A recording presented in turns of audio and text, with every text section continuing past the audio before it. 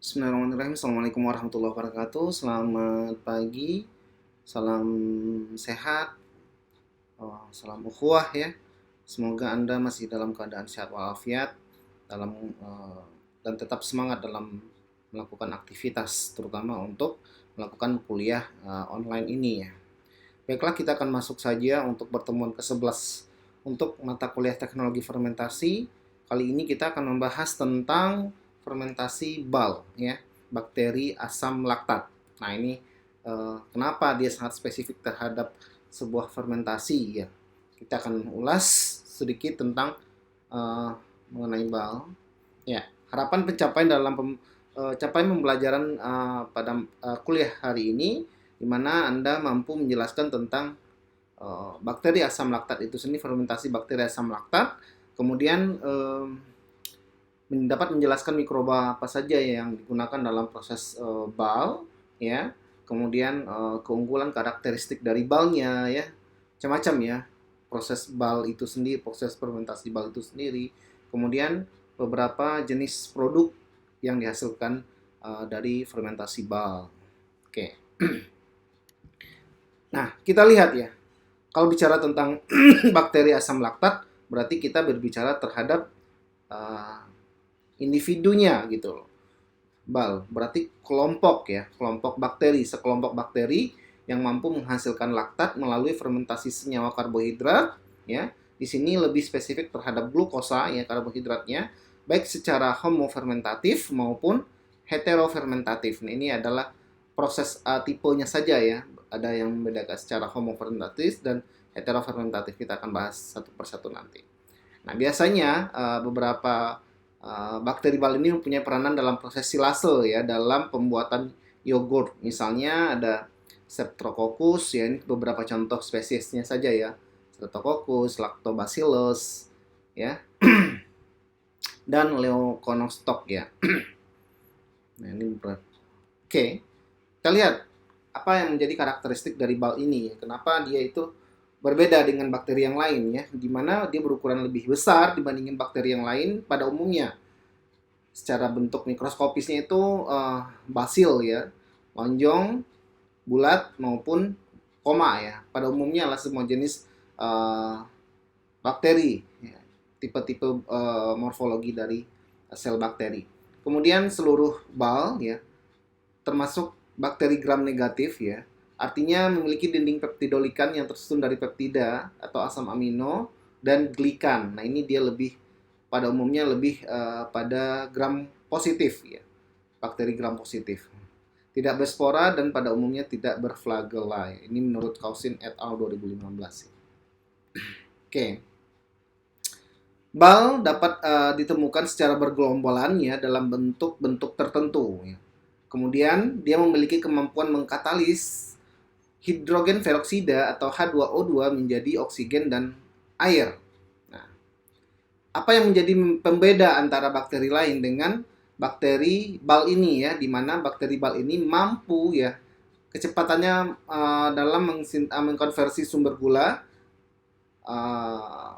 ya, utamanya laktosa menjadi asam laktat ya. Oke. BAL ini memiliki beberapa keunggulan. Yang pertama, dia dapat menghasilkan senyawa yang memberi rasa dan aroma yang spesifik pada makanan fermentasi. Anda bisa bau ya, Anda bisa cium khas dari fermentasi pangan yang dari BAL ya, seperti dari yogurt, dadih ya, Yakult itu mempunyai aroma yang khas, terutama cenderung asam. Kemudian meningkatkan nilai cerna pada makanan ya, sehingga dapat langsung diserap oleh tubuh. Jadi dia membantu proses pencernaan kita ya. Misalnya protein diubah menjadi peptida-peptida yang lebih sederhana dan asam amino. Protein yang kompleks tadi diubah menjadi peptida, dicacah proteinnya gitu, sehingga dia akan lebih mudah diserap oleh tubuh. Kemudian BAL menghasilkan asam laktat dan dapat terakumulasi pada lingkungan di sekitarnya. Nah, ini sehingga dalam kondisi asam seperti ini, bakteri patogen dan atau pembusuk lainnya sulit untuk tumbuh ya. Dia akan dapat menekan pertumbuhan bakteri ini. Kemudian senyawa-senyawa antimikroba yang dihasilkan BAL seperti asam laktat, hidrogen peroksida, belum lagi dari kelompok metabolitnya ya, bakteriosin, macam-macam ya, dan berbagai jenis enzim. Nah, ini juga memiliki keunggulan bagi bal itu sendiri. Bagaimana dia bisa dapat survive dalam kondisi yang asam ya, kemudian dia juga bisa mampu mensintesis protein. Kemudian sintesis asam laktat ya, karena kita berbicara tentang asam laktat ya, karena memang produknya dalam bentuk asam ya, sehingga menurut si suprihatin ya, bukan dia sangat memprihatinkan, tapi namanya suprihatin kali ya. Bal ini dikelompokkan menjadi dua ya, seperti yang saya bilang tadi, ada kelompok dari hemofermentatif dan heterofermentatif. Homofermentatif ini lebih bagaimana dia menghasilkan asam laktat dari metabolisme gula atau glukosa. Kemudian sedangkan kelompok heterofermentatif ini juga ya dari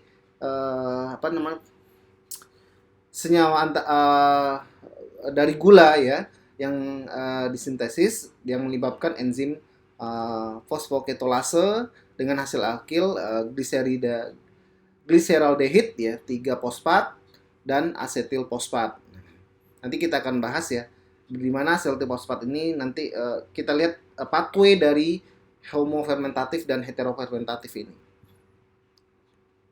Nah, ini pathway dari fermentasi laktat berdasarkan secara homofermentatif ya. Kita lihat di sini Anda dapat melihat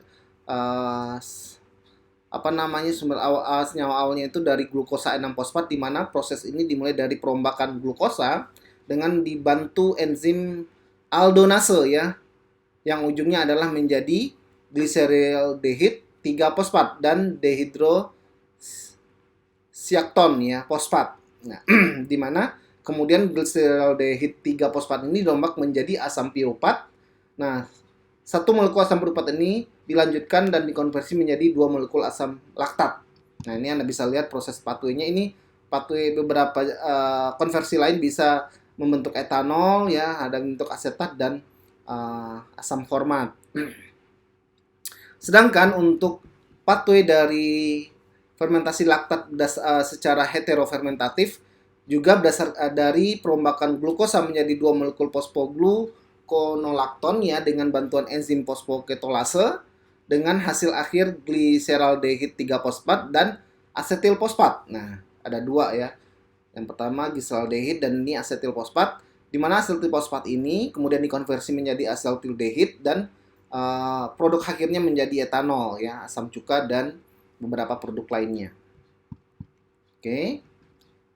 Nah, berbicara tentang bakteri asam laktat tentu tidak terlepas pada sesuatu yang baik ya, di mana di sini ada istilah probiotik dan prebiotik. Apa ini ya? Apa yang membedakan kedua ini? Probiotik dan prebiotik. Bal ini berpotensi sebagai probiotik ya, tetapi tidak semua bal itu adalah prebiotik. Nah, kenapa?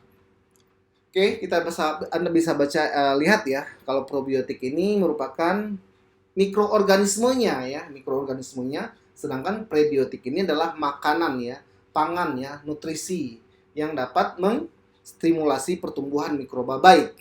Nah, itu. Jadi kalau seandainya minuman probiotik berarti minuman tersebut sudah dicampur dengan mikroba baik. Sedangkan prebiotik ini lebih banyak cenderung pada nutrisi-nutrisi yang dapat stimulasi pertumbuhan mikroba baik. Nah, itu yang membedakannya, nanti Anda baca lebih tepat. Pada dasarnya kita induksi ya, di mana pada kondisi pencernaan Anda itu distimulasi dengan nutrisi, salah satunya minuman dari bal, fermentasi bal yang cenderung ya ada beberapa komponen yang bisa dijadikan sebagai prebiotik. Nah, ini akan menstimulasi pertumbuhan bakteri probiotik. Nah, ini sehingga kombinasi keduanya ini akan menghasilkan sebuah lingkungan intestin yang sehat ya tentunya gitu. Atau yang dikenal dengan postbiotik ya, dengan keseimbangan antara kesehatan dari diversitas mikroba yang ada pada intestin atau pada usus Anda. Apa yang menjadi syarat prebiotik? Yang pertama, dia stabil terhadap asam lambung ya, asam empedu, hidup di dalam usus. Kemudian memproduksi senyawa antimikroba, salah satu contohnya adalah asam laktat, H2O2, bakteriosin ya, mampu menempel pada koloni di sel usus. Kemudian kompetitor terhadap mikroba patogen ya sebagai dia mampu ya survive ya. Dan agen penyebab dia kompetitor juga sebagai agen penyebab karsinogen ya, senyawa yang dapat pemicu kanker tentunya. Kemudian aman terhadap manusia karena dia sudah dilakukan pengujian in vivo terlebih dahulu untuk melihat probiotik ini baik nggak untuk kesehatan gitu. Nah, ini beberapa jenis probiotik dalam produk fermentasi ya. Beberapa jenis bakterinya Anda bisa lihat dari kelompok Lactobacillus, dari kelompok secara homofermentatif ya, secara heterofermentatif ya. Kemudian adalah Streptococcus ya, kemudian ada Leuconostoc ya. Kita cepat saja ya. Metabolit bal ya, karena memang beberapa selain dari laktat yang dihasilkan ya, karena ada beberapa jenis metabolit yang dihasilkan juga seperti metabolit primer ya, dihasilkan mikroba yang digunakan untuk yang untuk pertumbuhannya ya, biasanya ini untuk menghasilkan biomasa dan nutrisi. Kemudian ada metabolit sekunder, metabolit yang tidak digunakan dalam proses metabolisme pertumbuhannya.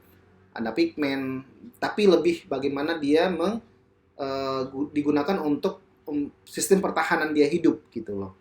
Ada pigmen, antibiotik, ada toksinnya. Kemudian kemampuan bertahan hidup bal yang kita lihat kenapa bal ini memiliki keistimewaan ya, di mana dia mampu bersaing tumbuh menjadi bakteri yang dominan pada kondisi cengkraman mineral seperti garam ya, NaCl. Kemudian ketahanannya pada keadaan fisiologis media yang cenderung asam maupun beralkohol tinggi. Dia juga dapat survive di situ. Mampu bertahan hidup dengan dormansi ya pada kondisi lingkungan yang kering atau RH yang rendah. Dormansi ini artinya dia fase diam, istirahat gitu. Kemudian bal mampu bertahan pada media yang tinggi lemak sebagaimana ditunjukkan pada proses fermentasi spontan VCO bal ya. Kemudian ada bal juga memiliki protein-protein yang mampu memproteksi dirinya dari suhu lingkungan yang dingin. Kemudian mampu bertahan melewati sistem pencernaan yang ber-pH ekstrim, di mana keadaan lambung itu bisa mencapai pH 1,5 sampai 0,5 loh. Makanya kenapa bakteri probiotik itu bisa hidup baik di dalam pencernaan kita ya. Dia melalui proses lambung terlebih dahulu karena di salah satunya ini dia mampu bertahan dalam kondisi yang ekstrim tadi. Oke. Keunggulan yang lainnya di mana bal ini juga menghasilkan, selain menghasilkan asam laktat, juga menghasilkan bakteriosin yang mampu menghambat pertumbuhan bakteri. Ya, asam laktat merupakan asam organik berisosiasi yang mampu menurunkan pH lingkungan menjadi sekitar 4 sampai 0,5 ya. Sehingga ini akan menekan pertumbuhan bakteri patogen terutama pada usus kita. Kemudian selain itu dia juga menghasilkan enzim-enzim yang baik ya, yang mampu memecah berbagai jenis substrat. Salah satu contohnya dari kelompok spesies Lactobacillus casei ini, dia beberapa enzim yang dihasilkan seperti amilase, laktase, dehidrogenase, peptidinase, dan protease ya. Sedangkan ada dari jenis Lactobacillus plantarum, dia juga menghasilkan beberapa enzim seperti amilase, beta-glukodase, ya, glukosidase, dekarboksilase, dehidrogenase, macam-macam ya. Jenis dan jenis lainnya. Tadi kita singgung ada laktat, ada bakteriosin yang dihasilkan. Apa itu bakteriosin? Merupakan peptida sederhana yang bersifat toksin bagi bakteri lain. Artinya dia bersifat sebagai antibakteri. Ya, hampir semua kelompok bal memiliki bakteriosin, akan tetapi dia memiliki efektivitas ya, kemampuan senyawa tersebut dalam menghambat pertumbuhan itu berbeda-beda ya. Salah satu contohnya adalah Bacteriocin plantarisin, ya ini dihasilkan dari Lactobacillus plantarum. Ternyata hanya memiliki efek keaktifannya itu separuh dari Bacteriocin hydrophobic yang dihasilkan dari Lactobacillus casei ya dalam fermentasi VCO bal. Nah, ini salah satu contohnya saja. Kemudian ya, dia merupakan protein yang bersifat antibakteri yang disintesis dari ribosom bal ya. Kemudian bakteriosin ini bersifat stabil tahan asam, basa, suhu rendah dan tinggi, kemudian non toksik ya, aman bagi mikroflora usus kita. Jadi kalau seandainya kita uh, ini ya, dihasil si bakteri ini masuk bakteriosis ini hanya sebagai protein lain dianggap oleh tubuh kita gitu. Dia tidak menyerang organ-organ yang ada di tubuh kita, tapi lebih ke bakteri patogen yang ada di sekitar lingkungannya, mudah terdegrasi oleh enzim proteolitik ya. Dan dia juga sebagai pengawet alami ya, biofermentatif. Kemudian penggunaan produk pangan tidak mengubah dia juga tidak mengubah cita rasa dari pangan itu sendiri ya. Spektrumnya luas terhadap berbagai mikroba. Dia dapat mengubah permeabilitas membran sehingga mengganggu transport membran dari bakteri targetnya, menghambat produk energi ya, produksi energi dan biosintesis, dan dapat mensintesis protein. Nah, salah satu contohnya ada nisin ya, yang dihasilkan oleh laktis, ada videosin yang dihasilkan oleh asidolaktik ya, kemudian ada enterococcus ya, enterococin ya. Kemudian selain itu juga bal ini juga dapat menghasilkan antioksidan ya, produk yang kita makan ya dari bal ini mengandung antioksidan yang tinggi karena dia mampu mereduksi prooksidan sehingga bakteri ini mampu bertahan dalam kondisi stres oksidatif. Dan bakteri juga memiliki enzim superoksidatif dismutase yang mampu mengubah radikal bebas superoksidase menjadi hidrogen peroksida yang kemudian deaktivasi dengan enzim katalase ya.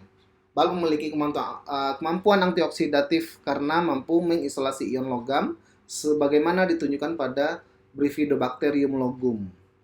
Kemudian dia juga memiliki reseptor yang mampu mengikat senyawa penginduksi oksidasi ya, pengusir oksidasi yang berasal dari luar maupun dalam yang dihasilkan dalam sitoplasmanya. Oke. Nah, ini beberapa jenis produk berbasis bal ya. Tentu sudah banyak yang kita lihat di pasar tentunya. Bahkan kita sudah rata-rata sudah pernah memakan ya atau mencicipi produk dari bal ini. Salah satu contohnya adalah yang umum itu adalah yogurt ya, yogurt. Tetapi dia lebih banyak dari olahan susu terutama ya. Untuk produk fermentasi bal ini lebih banyak karena dia memecah laktosa ya, gula susu atau glukos. Dadih, kayak Yakult ya. Yakult tentu minuman yang sangat familiar. Kefir, keju, susu asam, mentega, dan lain-lain. Nah, ini beberapa efek-efek kesehatan yang ketika kita mengkonsumsi produk bal, yaitu yang memacu pertumbuhan karena dapat meningkatkan pencernaan ya, sistem pencernaan yang baik setelah menyerap zat-zat gizi yang lebih cepat gitu. Dapat mengurangi atau membunuh bakteri jahat dalam saluran pencernaan, dapat menormalkan kerja usus besar ya. Kemudian memiliki efek anti kanker tadi ya, antioksidan karena dia memiliki antioksidan karena sehingga dia potensial sebagai anti cancer. Kemudian dapat mengatasi masalah laktosa intoleransi ya, yang tidak toleransi terhadap gula susu, berarti tidak tahan terhadap ini ya, alergi ya. Kemudian berperan dalam detoksifikasi dan mengatasi stres serta mengontrol kadar kolesterol dalam darah dan tekanan darah. Baiklah, itu saja yang dapat saya sampaikan untuk materi kali ini ya. Semoga Anda dapat memahaminya dengan baik serta Anda juga bisa memperkaya khazanah Anda dengan membaca modul, membaca sumber lainnya yang tentunya lebih up to date ya. Baiklah, sekian saja. Mohon maaf atas segala kekhilafan saya ya. Wabillahi taufiq wal hidayah. Assalamualaikum warahmatullahi wabarakatuh. Stay healthy, stay at home. Ya.